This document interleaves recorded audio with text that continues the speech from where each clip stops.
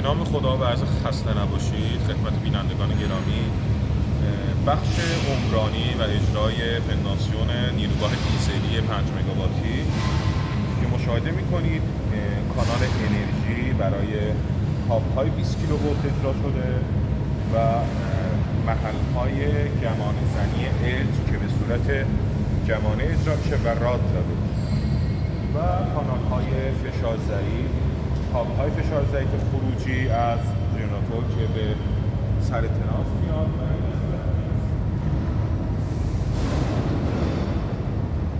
قسمت قرارگیری تابلو 20 کیلوولت که طبق نظر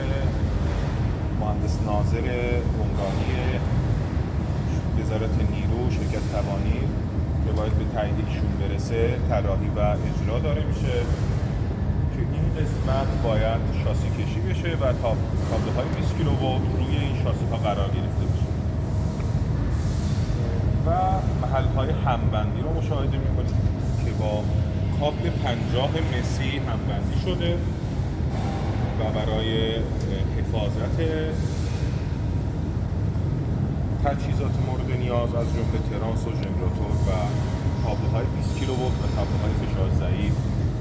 انجام میشه که اینجا چاه‌ها یا گمانه‌های ارث مورد نظر مجزا در نظر گرفته شده که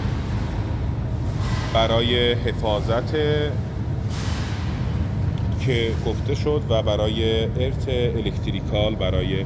قسمت‌های الکتریکی. کانالی که مشاهده می‌کنید به صورت یو شکل اجرا شده و کاملا مسلح برای جلوگیری از فشارهای و کششی فشارهای وارد شده و کششی که موجب تخریب میشه و کلا میتونه جلوگیری کنه از همونجا و اون محفظه‌ای که اجرا شده را مشاهده می‌کنید کابل‌های اصلی ورودی از